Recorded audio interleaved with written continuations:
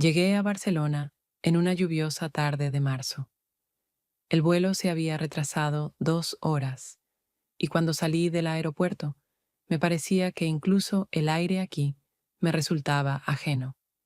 En las manos, una pequeña maleta, en el bolsillo, unos pocos cientos de euros que me habían quedado después de vender apresuradamente algunas cosas en casa. Eso era todo con lo que comenzaba mi nueva vida.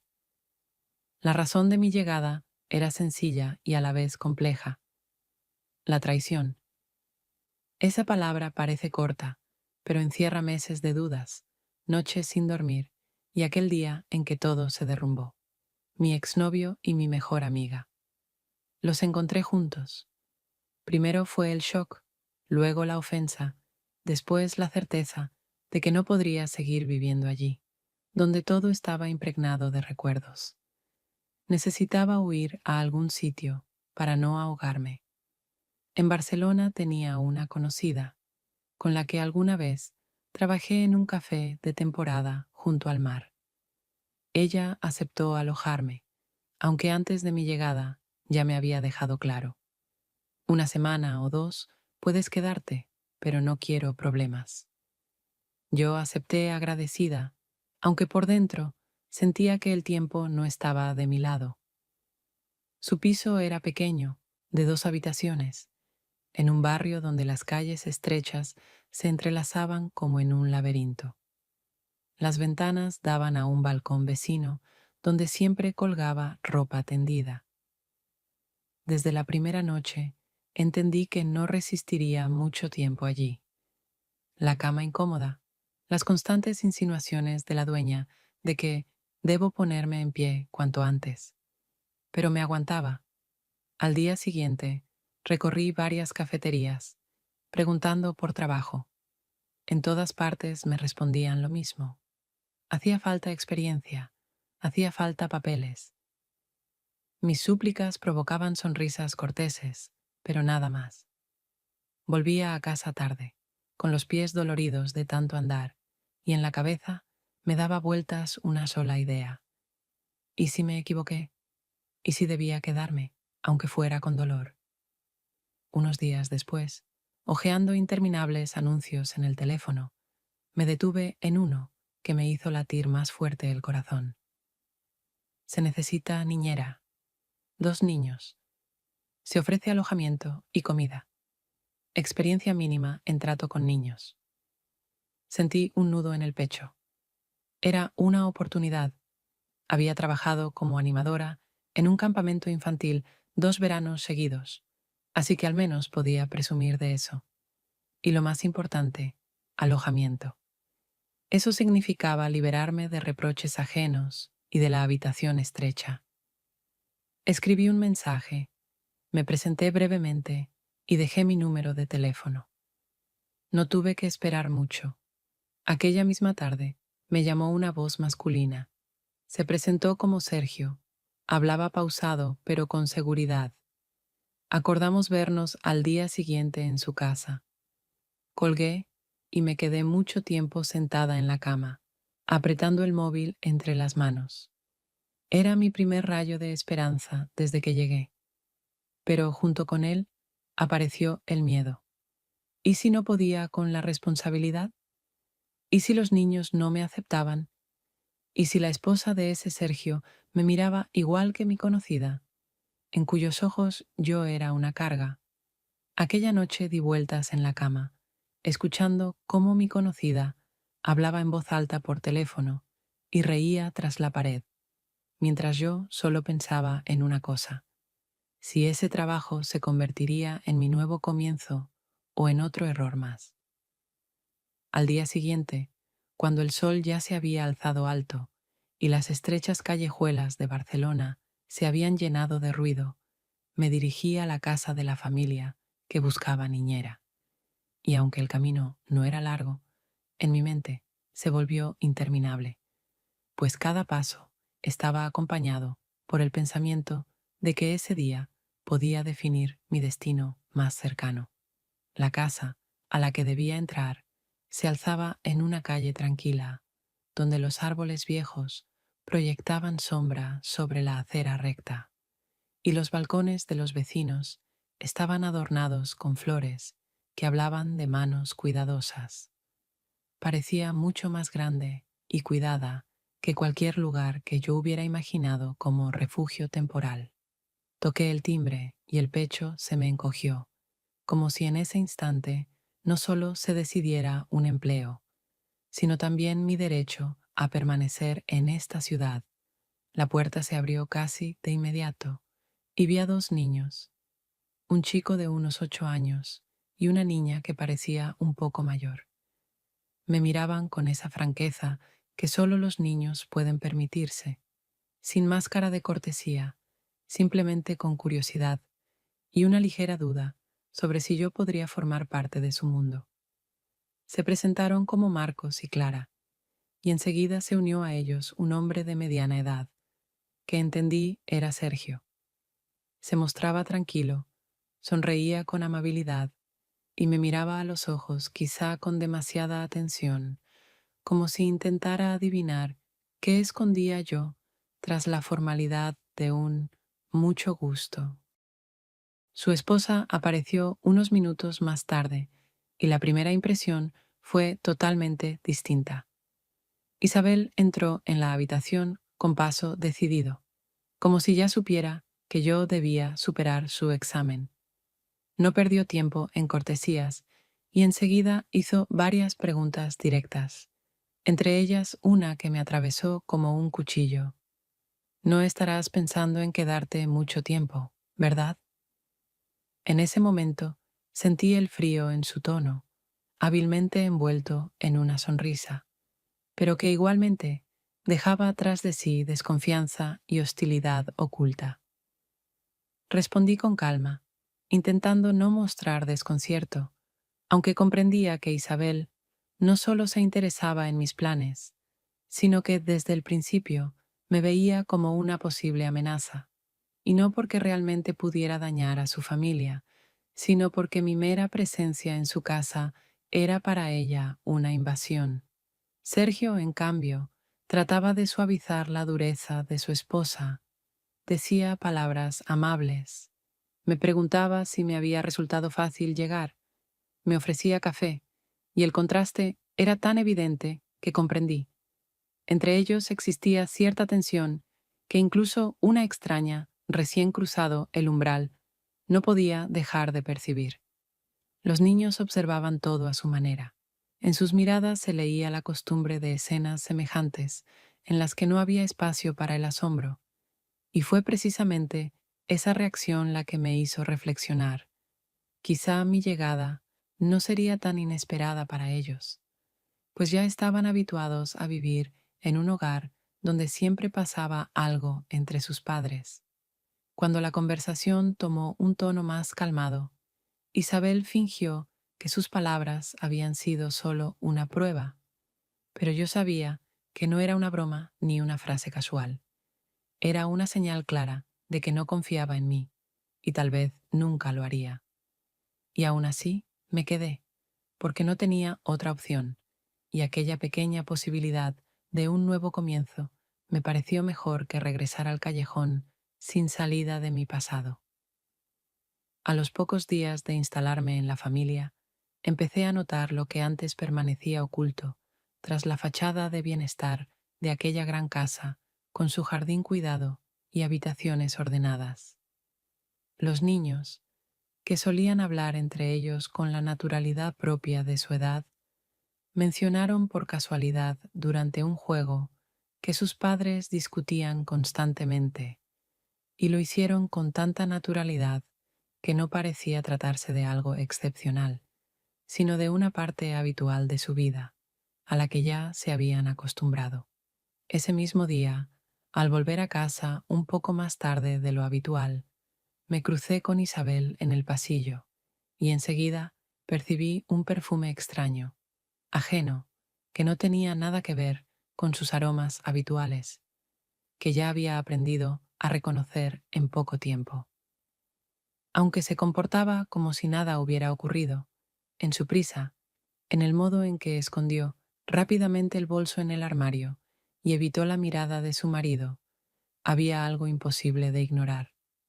Sergio hizo como si no pasara nada. La recibió con una frase cariñosa, la ayudó con el abrigo e incluso sonrió, pero sus hombros tensos, las pausas demasiado largas en la conversación y ese matiz de cansancio en su voz decían lo contrario. No preguntaba dónde había estado, no hacía reproches, pero su silencio hablaba más que cualquier palabra, como si aquella escena ya se hubiera repetido muchas veces y se hubiera convertido para él en una pesada rutina. Yo me senté en la cocina, intentando concentrarme en un manual de español para distraerme de mis dudas, pero las frases de los niños y la conducta de los padres giraban en mi mente, dibujando cada vez con más claridad un cuadro. En esa familia existía una grieta que crecía día a día, y mi llegada inesperada solo agravaba sus problemas, aunque ellos intentaran aparentar que yo no tenía nada que ver.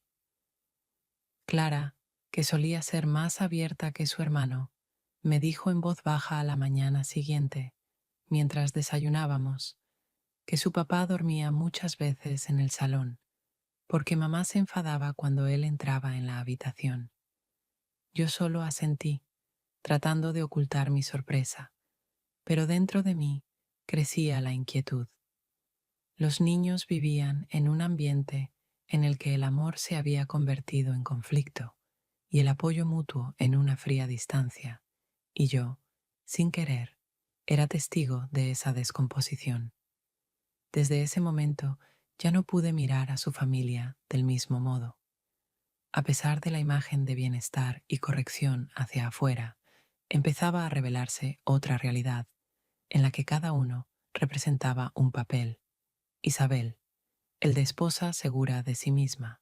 Sergio, el de marido paciente. Los niños, el de pequeños, que fingían que las peleas de sus padres no significaban nada para ellos. Pero tras cada palabra y cada gesto se escondía un peso invisible que tarde o temprano acabaría por estallar. Unos días después de que yo comenzara a percibir las primeras señales de tensión entre el matrimonio, Isabel cambió de actitud hacia mí de un modo tan repentino que resultaba a la vez sorprendente y alarmante. En lugar de mantener la distancia fría, empezó a comportarse como si intentara integrarme en el círculo familiar, invitándome a cenar con ellos, ofreciéndome una copa de vino y entablando conversaciones en las que lo más importante no era lo que decía, sino cómo lo decía. Su voz sonaba suave, su sonrisa parecía sincera, pero cada pregunta llevaba un trasfondo oculto, como si no quisiera conocerme realmente, sino buscar mis puntos débiles para poder utilizarlos.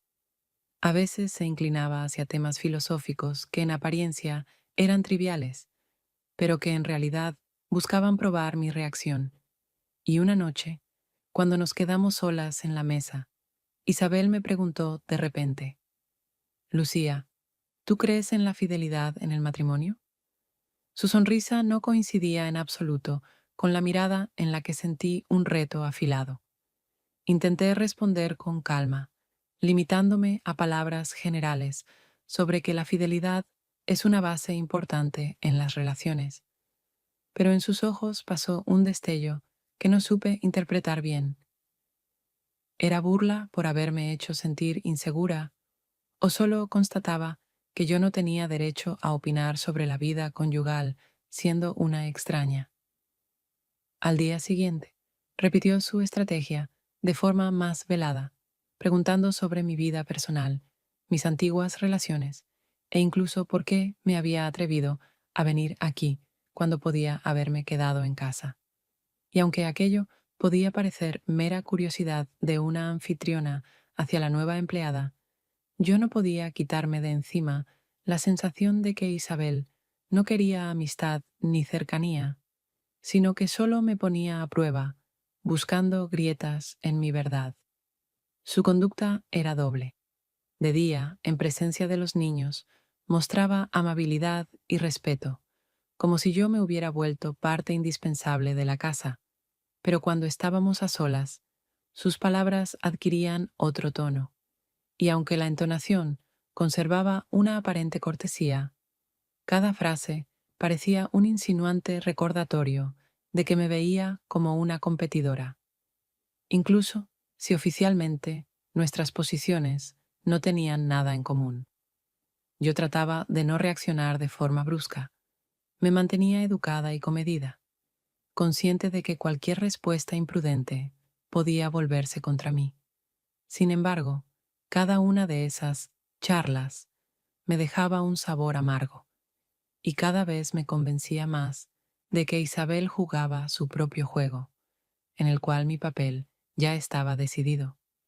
Debía quedarme como un telón de fondo conveniente para su autoafirmación, o convertirme en el blanco de su hostilidad. Por las noches, cuando los niños ya dormían, a menudo sorprendía su mirada fija en mí desde el otro extremo de la mesa. En esa mirada no había agresividad abierta, solo una evaluación fría, más peligrosa que cualquier grito o conflicto, porque yo ya sabía, en esa familia no me percibían como una simple niñera, sino como una intrusa cuya presencia podía alterar un equilibrio frágil, y era Isabel quien lo comprendía mejor que nadie. Una noche, cuando los niños ya dormían y en la casa solo quedaba el murmullo del frigorífico y el zumbido lejano de la ciudad tras la ventana, me quedé en la cocina, moviendo cosas en los estantes y fingiendo estar ocupada, aunque en realidad solo evitaba ir a mi habitación, donde me esperaba la soledad con mis dudas. Fue entonces cuando Sergio, que había regresado más tarde de lo habitual, se detuvo a mi lado y me propuso preparar un té, como si buscara cualquier pretexto para que pudiéramos hablar unos minutos a solas. Al principio fue una charla trivial sobre cosas cotidianas. Me preguntó si estaba cómoda, si no me resultaba difícil con los niños, si no sentía la presión de Isabel. Yo respondía con cautela, manteniendo un tono neutral, pero poco a poco sus palabras fueron tornándose más sinceras de lo que esperaba. Empezó a hablar de su cansancio, de cómo a veces se sentía de más en su propia casa, donde cada paso era recibido con frialdad por parte de su esposa, y de cómo, aunque sus hijos lo querían, cada vez eran más testigos de discusiones imposibles de ocultar. Su voz era grave y serena, pero en ella había tal sinceridad que por primera vez lo vi no como a un empleador, sino como a un hombre intentando mantenerse a flote en medio de la decepción constante. En ese instante nació entre nosotros una extraña cercanía que no necesitaba palabras. Yo lo escuchaba, asintiendo, y de pronto comprendí que me miraba no como a una simple interlocutora, sino como a alguien capaz de entenderlo mejor que nadie. Cuando la conversación se interrumpió sola, quedó un silencio suspendido entre nosotros, que ninguno se atrevía a romper. Entonces Sergio se inclinó hacia mí, casi con inseguridad, como temiendo cometer un error, pero incapaz de detenerse. Sus labios rozaron los míos, en un beso que apenas duró unos segundos, pero en esos segundos hubo más tensión que en todas nuestras charlas anteriores. Me aparté primero, no porque no lo deseara, sino porque era demasiado consciente de lo peligroso que podía ser aquel paso. Y aún así, dentro de mí, algo había cambiado para siempre. Ya no podía mirarlo como antes, porque aunque intentáramos fingir que nada había pasado, el simple hecho de aquel beso nos había colocado en papeles distintos, donde yo ya no era solo la niñera, y él ya no era solo el dueño de la casa. Esa noche, sola en mi habitación, tardé mucho en dormir. Repetía en mi mente sus palabras, su mirada y ese calor que me dejó aquel breve contacto. Y aunque la razón me gritaba que debía protegerme, el corazón ya no tenía fuerzas para renunciar a lo que había ocurrido, porque ese instante había dividido mi vida en un antes y un después, aunque hacia afuera nada hubiera cambiado. Después de aquel beso, ambos intentamos comportarnos como si nada hubiera ocurrido, pero cada encuentro en el pasillo o en la cocina era un recordatorio de que ya existía algo más entre nosotros que una relación formal. Aunque evitáramos hablar de más, los silencios, las miradas y la excesiva cautela en los gestos dejaban claro que habíamos cruzado una línea invisible. Yo trataba de concentrarme en los niños. Les leía cuentos antes de dormir, los ayudaba con las tareas, organizaba paseos en el parque. Pero la sensación de que Sergio me miraba de un modo distinto me perseguía siempre, como si su mirada me acompañara incluso cuando él no estaba. Un día, cuando Isabel volvió más tarde de lo habitual, escuché por casualidad una conversación suya en el balcón. Pensaba que nadie la oía. Hablaba en voz baja, pero cargada de impaciencia. No me escribas cuando estoy en casa. Aquellas palabras fueron tan directas que no dejaban lugar a dudas. Tenía a alguien más. Eso explicaba su frialdad hacia el marido, sus frases duras y esa distancia que había sentido desde el primer momento. Entonces nació en mí un sentimiento difícil de describir. Comprendía que lo mío con Sergio era una traición, pero al enterarme de su hipocresía, empecé a justificarme. Me decía que lo nuestro no era tan grave comparado con lo que Isabel hacía desde hacía tiempo. Era una lógica peligrosa, pero me tranquilizaba. Si ella se permitía algo así, ¿por qué él debía seguir preso de un matrimonio en el que solo reinaba la mentira? Sergio se comportaba como si lo supiera todo, pero no se atrevía a decirlo en voz alta. Su silencio no era ignorancia, sino un intento de mantener cierta estabilidad, de no permitir que los niños vieran el verdadero abismo en el que se estaba convirtiendo su hogar. Me sorprendía pensar que vivía en dos mundos. En uno, trataba de sostener la imagen de esposo ejemplar, y en el otro, buscaba una chispa de calor donde aún podía hallarla, en nuestras breves charlas, en un roce de manos, en instantes que ambos intentábamos ocultar. Para mí, aquello se volvió una trampa. No podía seguir refugiándome en excusas. Cada vez que él estaba cerca, mi corazón se aceleraba y junto al deseo me invadía el miedo. ¿Qué pasaría si Isabel descubría que también nosotros guardábamos un secreto? Recuerdo una tarde en que entró en la cocina mientras yo preparaba la mesa para los niños. Nuestras manos se rozaron por accidente y en ese pequeño gesto había más verdad que en cualquier palabra que hubiéramos dicho.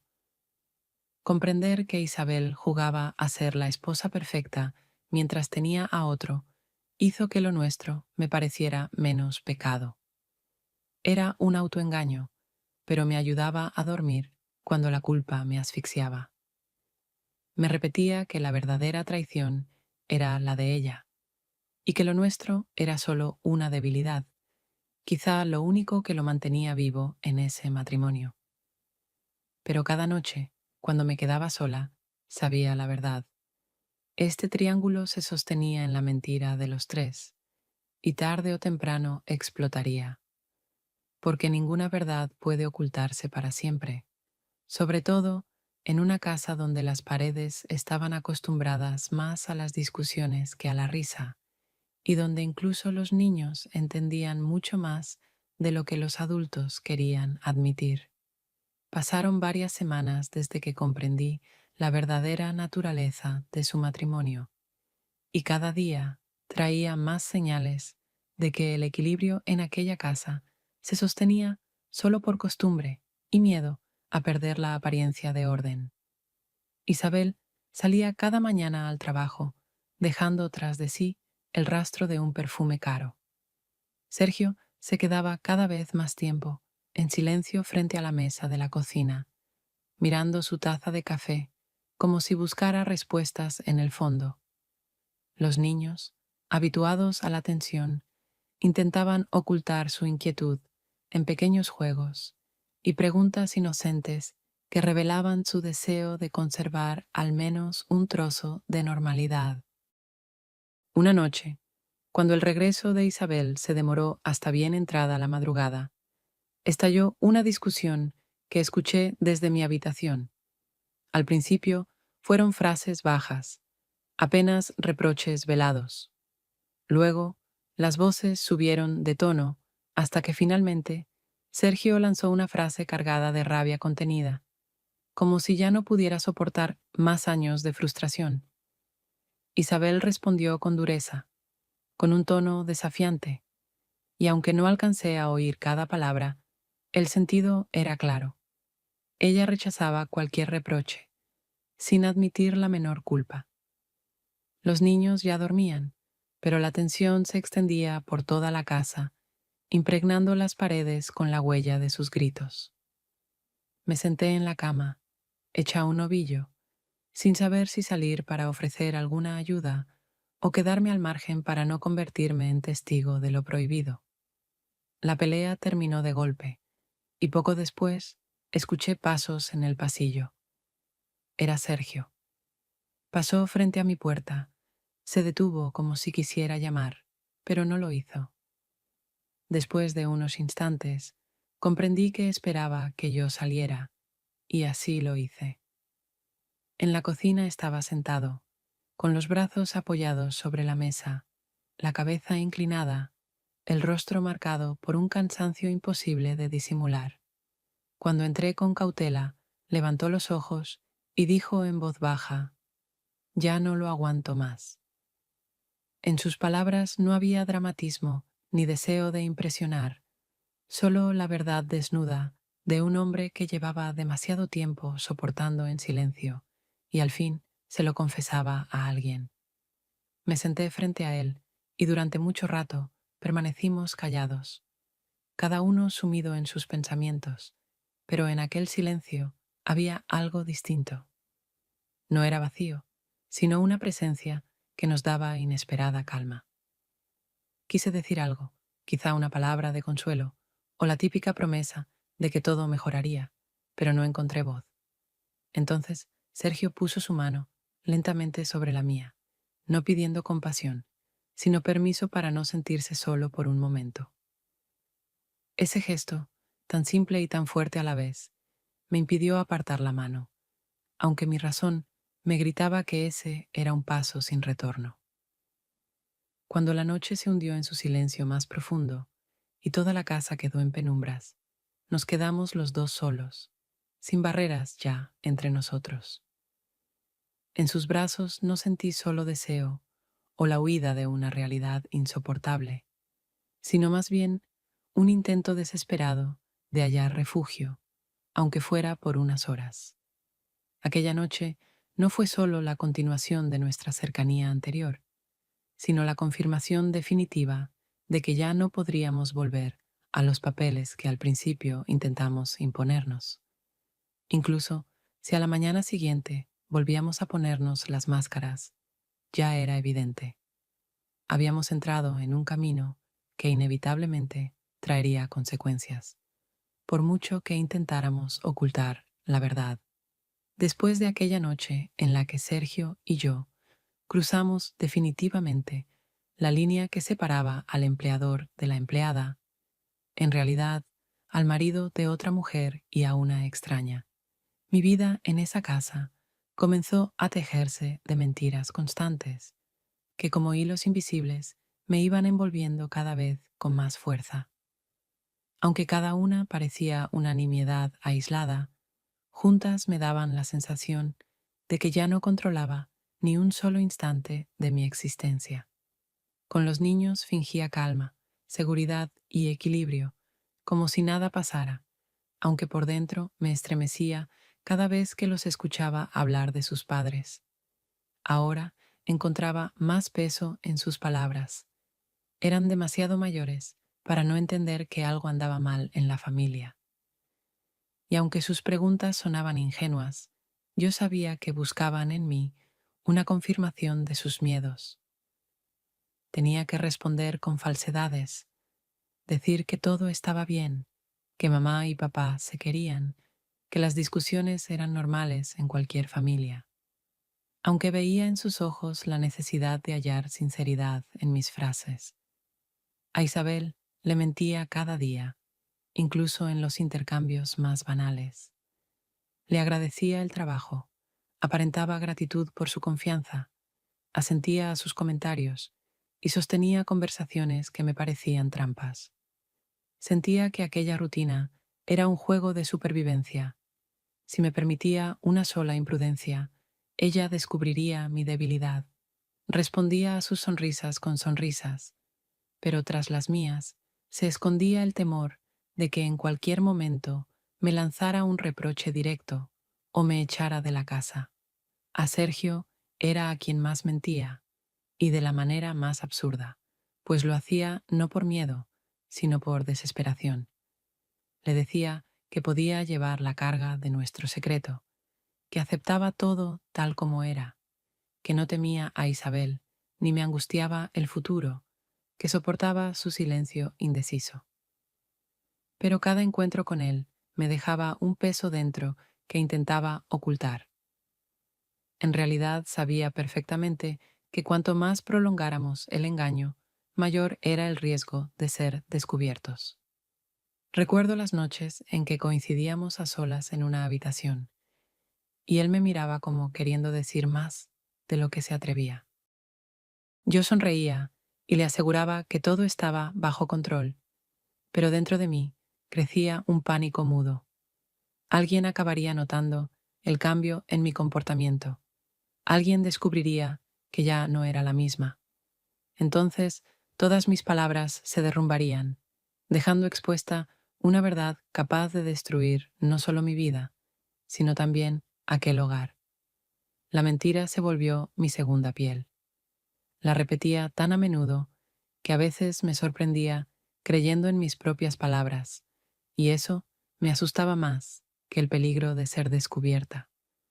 Significaba que estaba perdiéndome, que ya no distinguía lo real de lo inventado, que mi vida no me pertenecía, sino a esa historia en la que me había dejado arrastrar. Con cada día crecía en mí la certeza de estar en el centro de un triángulo imposible, hasta el punto de temer incluso mis propios pensamientos. Comprendía que mi estancia allí ya no tenía nada que ver con el trabajo de niñera. Mi vida se había convertido en un delicado juego entre tres adultos, con los niños como rehenes silenciosos. Y esa era la peor de mis mentiras, porque ni siquiera me atrevía a confesarme a mí misma que la verdadera razón de permanecer junto a ellos ya no era un salario ni un techo, sino aquel hombre al que había permitido amarme en el momento más inoportuno y peligroso de mi vida. Aquella noche, cuando ocurrió lo que más temía desde el principio, la casa estaba envuelta en un silencio extraño. Los niños estaban en sus habitaciones, intentando dormirse después de un día largo. Isabel se había quedado en la ciudad sin avisar a qué hora volvería, y Sergio, cansado del trabajo y agotado por otra pelea con su esposa, entró en mi habitación no para iniciar algo nuevo, sino simplemente para pasar unos minutos en un lugar donde su presencia no despertara rechazo ni reproches.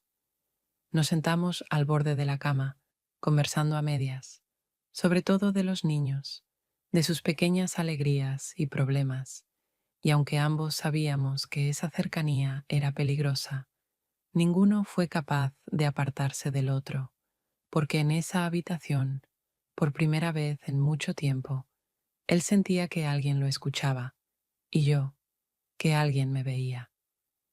La puerta se abrió sin aviso, y cuando Isabel apareció en el umbral, el mundo pareció detenerse, aunque en realidad duró solo unos segundos. Nos miraba como si viera confirmadas sus sospechas, y no hacían falta palabras para comprender que todo se había vuelto evidente. Sergio se levantó bruscamente, como queriendo explicar o justificarse, pero ella no le dio ninguna oportunidad. No gritó, no hizo una escena, solo sostuvo su mirada y susurró, casi sin voz. Lo sabía. En ese momento, su silencio resultó más aterrador que cualquier insulto, porque en su calma había la seguridad de quien siempre controla la situación. No preguntó nada, no exigió explicaciones, no se ofendió ni levantó la voz. Simplemente dejó en el aire la sensación de una represalia inevitable que podía llegar en cualquier instante, y fue esa incertidumbre la que se convirtió en el castigo más cruel. Yo permanecía de pie, sin saber dónde poner las manos, cómo justificar mi presencia en esa habitación, entendiendo que cualquier palabra que se me ocurriera sonaría como una excusa barata, y de ahí que la vergüenza y el miedo se mezclaran en un solo nudo que me apretaba la garganta hasta doler. Después de aquella noche todo cambió.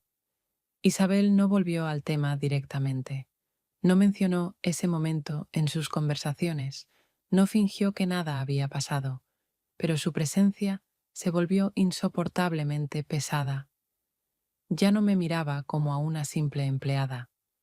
Ahora en cada uno de sus gestos había algo oculto, y aun cuando hablaba de cosas corrientes, las compras, las tareas de la casa, entre líneas se escuchaba: sé quién eres en realidad y espero el momento adecuado. Sergio actuaba como si nada hubiera pasado. Intentaba no cambiar su comportamiento, pero en su mirada había cautela. Evitaba conversaciones largas conmigo. Se limitaba a frases cortas, y aunque no lo decía en voz alta, era claro que él también esperaba ese golpe que tarde o temprano Isabel daría. Lo veía tensarse cuando ella entraba en la habitación y relajarse apenas se marchaba, y esa espera silenciosa resultaba más dura que un conflicto abierto, porque nos mantenía a todos en permanente alerta, como si viviéramos en un terreno minado, a punto de estallar. Los niños percibían los cambios instintivamente, se volvían más callados, hacían menos preguntas, pero buscaban más mi compañía, como si en mí pudieran encontrar la seguridad que habían perdido en sus padres. Y esa confianza suya me dolía más todavía, porque sabía que yo era la causa de aquella fría tensión que ahora devoraba a la familia. Cada día, después del descubrimiento, se volvía una prueba. En la mesa yo fingía normalidad, respondiendo a las frases triviales de Isabel, que sonreía como si nada hubiera sucedido, aunque su sonrisa se parecía más a una amenaza velada. En el pasillo, al cruzarme con Sergio, nuestras manos a veces se rozaban por accidente, pero ahora ese contacto estaba lleno de temor, no de calidez, porque significaba solo una cosa: Isabel podía vernos en cualquier momento. Desde aquella noche, vivía con la certeza de que el final estaba cerca, y la pregunta no era si la revelación sucedería, sino cuándo decidiría Isabel dar el golpe. Me despertaba de noche con el menor ruido. Temía quedarme a solas con ella, y al mismo tiempo entendía que esa era su arma principal, un control silencioso que me destruía más rápido que cualquier acusación abierta. Al final, después de aquella noche en que Isabel nos sorprendió en mi habitación y detuvo todo con un breve «lo sabía», comenzó un capítulo completamente distinto de nuestra convivencia, porque ella, en lugar de estallar de inmediato con gritos o con un ultimátum severo, inesperadamente eligió otra táctica, no la hostilidad abierta, sino una amabilidad excesiva, tan poco natural que cada sonrisa suya o cada palabra amable me parecían una trampa oculta. Y justamente esa suavidad resultó para mí mucho más peligrosa que cualquier grito o acusación directa.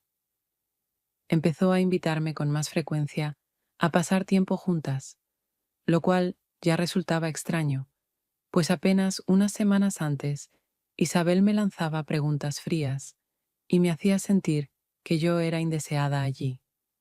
Ahora, en cambio, proponía tomar un café en una pequeña cafetería de la calle vecina. Hablaba de su vida como si yo fuera su amiga, e incluso a veces se confesaba conmigo sobre sus propios resentimientos hacia Sergio, subrayando que hacía tiempo que él no la escuchaba y que, en general, había perdido el interés en ella. En esos momentos sentía que me empujaba deliberadamente al papel de confidente, solo para ver hasta dónde estaba dispuesta a llegar en esta falsa alianza. Una vez, sentadas en la cafetería, pronunció una frase que se me grabó más que todas las demás. Eres la única que me escucha. Sus palabras sonaron suaves, con una sonrisa, pero tras aquella dulzura percibí un trasfondo de hierro.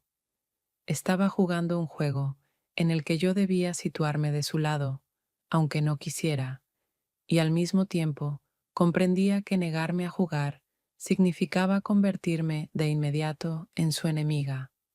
Y unos días después, ocurrió algo que me convenció definitivamente de que Isabel no solo jugaba, sino que estaba elaborando toda una estrategia. En mi bolso encontré un pendiente que ya le había visto antes, y cuando la miré sorprendida, ella solo sonrió y dijo, «Ay, se me habrá caído sin querer», pronunciándolo con una naturalidad fingida, como si de verdad se tratara de una tontería. Pero en su mirada había demasiada conciencia como para que yo creyera en la casualidad. Fue una señal clara y fría.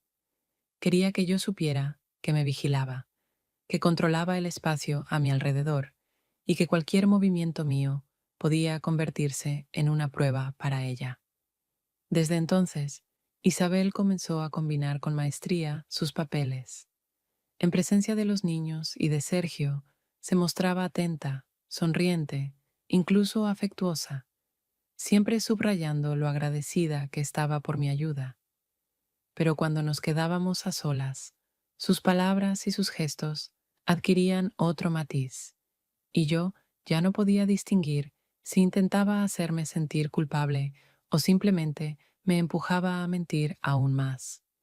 Me tocaba la mano al pedirme algo, me miraba demasiado tiempo cuando me daba las gracias, y cada uno de esos pequeños gestos se transformaba para mí en una prueba insoportable, porque me sentía como una marioneta en sus manos. Sergio, al parecer, no notaba nada, o fingía no notarlo, pues su silencio se hacía cada vez más largo, y él se alejaba más de todo, como si viviera en dos realidades.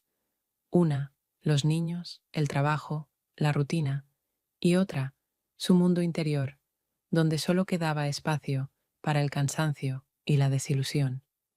Yo lo veía hundirse poco a poco en su propia sombra, sin intentar comprender los peligrosos juegos que Isabel desplegaba a su lado.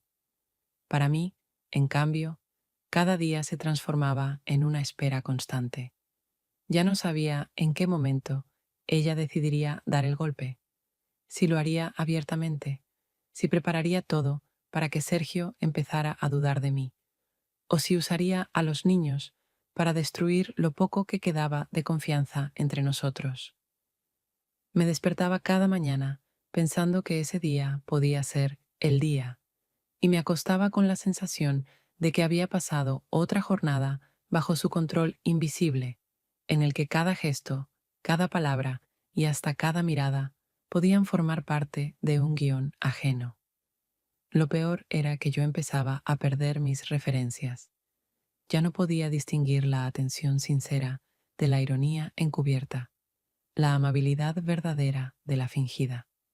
Y justamente esa incertidumbre me destruía por dentro más rápido que cualquier ataque directo, porque me encontraba en una situación en la que cada día podía convertirse en una nueva prueba de que Isabel no solo conocía la verdad, sino que además jugaba con ella para someterme por completo.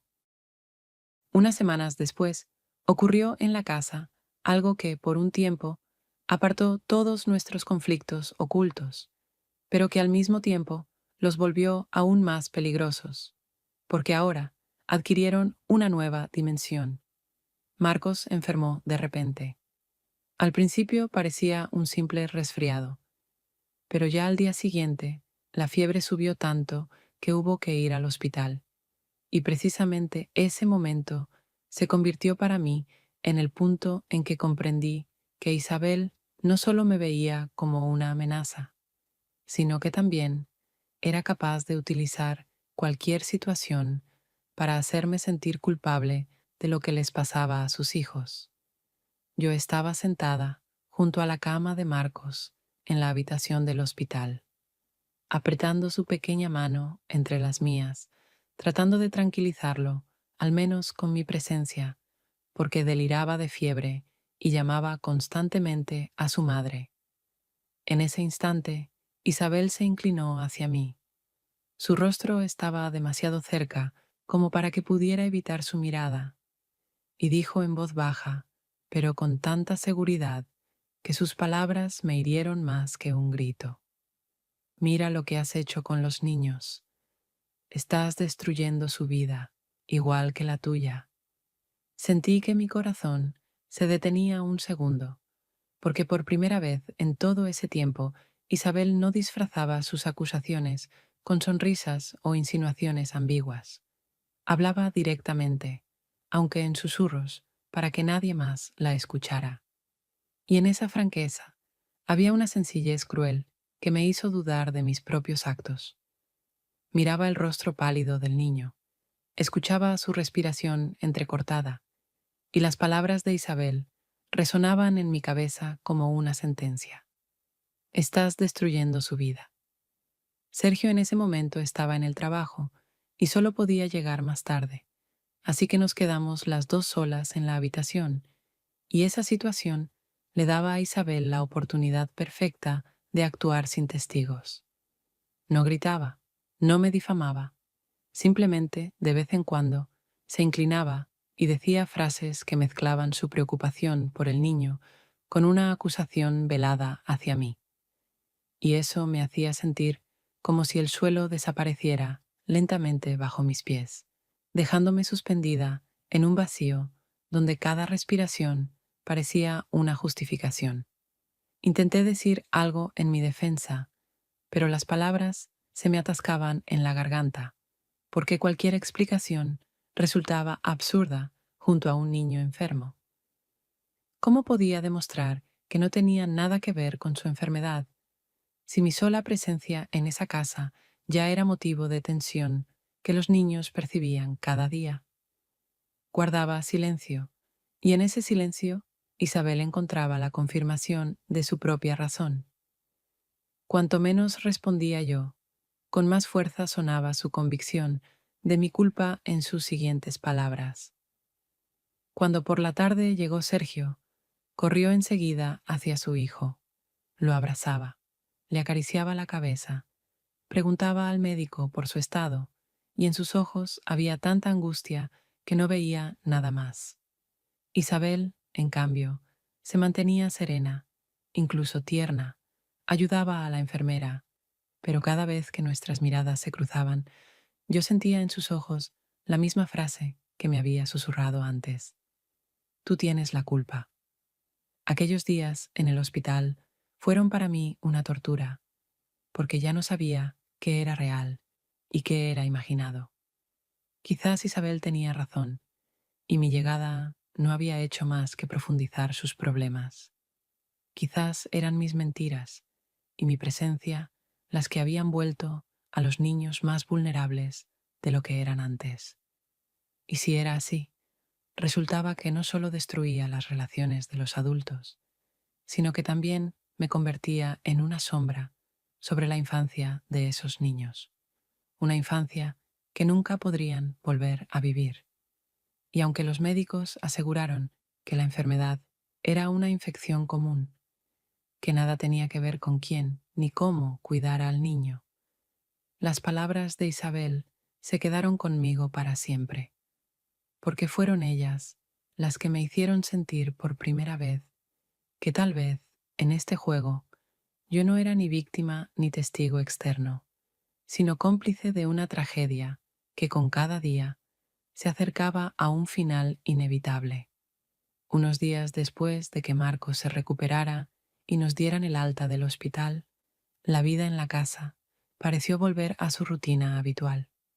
Sin embargo, esa rutina era falsa, porque bajo el aparente orden y la cotidianidad fingida se sentía una grieta tan profunda que ninguno de nosotros podía ya ocultarla, ni siquiera ante sí mismo. Fue en ese momento cuando Sergio vino a mí con una decisión que, evidentemente, llevaba tiempo gestando, pero que solo se atrevió a expresar entonces. Había comprado billetes y me propuso huir juntos, dejarlo todo atrás, empezar una vida nueva en un lugar donde no existiera Isabel, con sus manipulaciones, su control y ese miedo constante que en los últimos meses había destruido a su familia desde dentro. Hablaba rápido, con un brillo en los ojos que me recordaba al muchacho que fue, y no al hombre agotado que veía a diario. En su voz había tanta desesperación entrelazada con esperanza que por un instante me permití imaginar ese nuevo comienzo. Otra ciudad, otro piso, los dos juntos y los niños viviendo al fin, sin discusiones ni gritos de Isabel. Pero a los pocos segundos la fantasía se desvaneció, porque en mi mente apareció el rostro de Isabel, acompañado de su frío susurro en el hospital. Estás destruyendo su vida, igual que la tuya. Al día siguiente, caminé hacia la estación con las rodillas temblando, apretando entre mis manos una pequeña maleta preparada a toda prisa. A cada paso me invadía la sensación de que estaba a punto de hacer algo irreversible, porque esa elección no era solo mía. Cambiaría la vida de los niños, rompería definitivamente la familia. Y aunque ya casi estaba deshecha, mi intervención haría que ese derrumbe fuera total. Cuando me acercaba al andén donde habíamos quedado en encontrarnos, el teléfono vibró. El mensaje que vi me detuvo más que cualquier obstáculo. En la pantalla había una foto de Marcos y Clara, tomada por Isabel pocos minutos antes, y debajo una breve frase. ¿De verdad has decidido quitarles a su padre y arruinarles la vida? Me quedé paralizada en medio de la multitud que se apresuraba con sus maletas.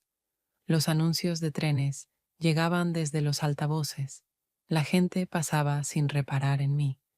Pero esas palabras dolían más que cualquier otra cosa, porque Isabel había tocado el punto exacto de mi herida, la traición de la que huía, la pérdida que aún no había superado, el miedo a quedarme otra vez sin nada. En ese momento entendí que Isabel había ganado, no con fuerza ni con revelaciones, sino con un golpe certero en mi debilidad. Y ninguna mentira, ninguna justificación podía borrar eso. Vi a Sergio. Estaba un poco más adelante, con los billetes en la mano, buscándome en la multitud.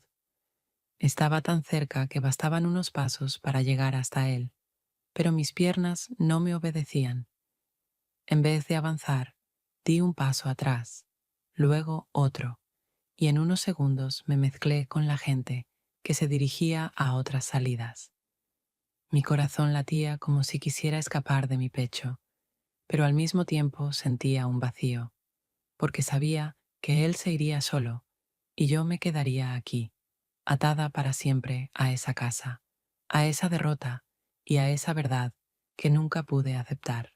Cuando el tren arrancó y el estruendo de sus ruedas llenó la estación, comprendí que todo había terminado. Sergio se quedó en un pasado que pudo ser mi futuro, pero del que yo misma me había negado a formar parte. Ahora solo me esperaba la realidad. Isabel volvería a imponerse, Los niños seguirían viviendo en un hogar tenso y yo permanecería siendo la misma chica que llegó a Barcelona tras una traición, buscando salvación, pero que solo encontró una trampa aún más profunda, donde terminó de perderse por completo. Caminé por calles estrechas, con la maleta vacía en la mano, pensando que todos mis intentos de huir del pasado se habían convertido en nuevas cadenas que ahora me ataban más fuerte que aquellas de las que escapaba. Y en ese pensamiento estaba mi mayor derrota. Me quedé, pero no porque quisiera, sino porque no tuve fuerzas para dar un paso hacia mi propia vida.